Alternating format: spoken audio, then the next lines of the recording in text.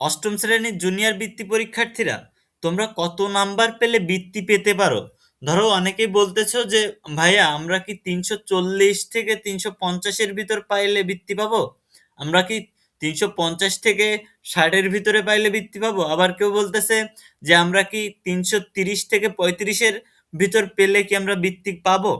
দেখো, এটা মূলত নির্ভর করে তোমার উপজেলা এবং ইউনিয়নে স্টুডেন্টরা, মানে তোমার যে কম্পিটিশন করবা তুমি যাদের সাথে, যারা আর যারা পরীক্ষা দিচ্ছে তারা কেমন পরীক্ষা দিচ্ছে, তারা যদি তোমার থেকে ভালো পরীক্ষা দিয়ে থাকে তাহলে তোমার বৃত্তি না হয়ে তাদের বৃত্তি হবে।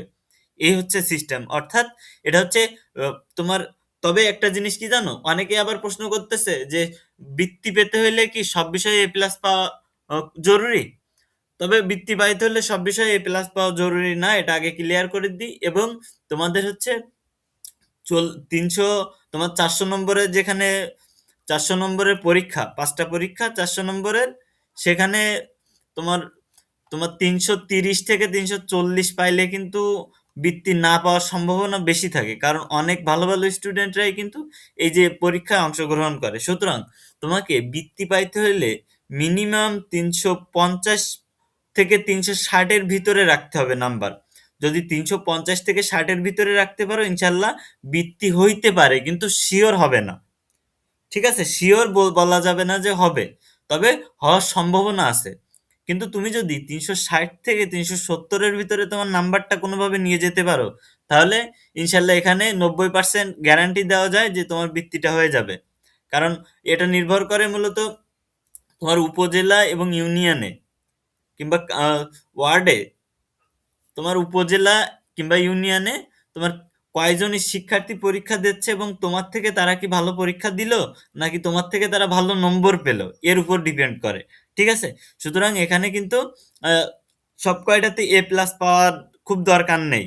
তবে তোমার উপজেলা কিংবা জেলাতে যে শিক্ষার্থীরা পরীক্ষা দিবে, ওই শিক্ষার্থীদের ভিতরে সব থেকে বেশি নম্বর যারা পাবে তাদেরই কিন্তু বৃত্তি দেওয়া হবে, আর যারা কম নম্বর পাবে তাদের কিন্তু বৃত্তি দেওয়া হবে না। সুতরাং তোমার জেলা, উপজেলা এবং ইউনিয়নে এর ভিতরে তোমাকে যারা মেধাবী, এই মেধাবীদের সাথে কম্পিটিশন করে একটু উপরের দিকে থাকতে হবে, নাম্বার একটু বেশি থাকতে হবে, তাদের সাথে কম্পিটিশন করতে হবে। যারা সব থেকে ভালো স্টুডেন্ট তাদের সাথে কম্পিটিশন করে এই বৃত্তি ছিনিয়ে আনতে হবে, তাই ছাড়া কিন্তু কোনো ওয়ে নাই। সুতরাং যারা প্রশ্ন করতেছো যে 330 340-এর ভিতরে পাইলে কি বৃত্তি কনফার্ম হবে, এটা নির্ভর করছে তোমার জেলা এবং উপজেলা এবং ইউনিয়নে তোমার যে পরীক্ষার্থীরা তারা কেমন পরীক্ষা দিচ্ছে এবং কেমন নাম্বার পাচ্ছে তার উপর ভিত্তি করে এই বৃত্তিটা দেওয়া হবে।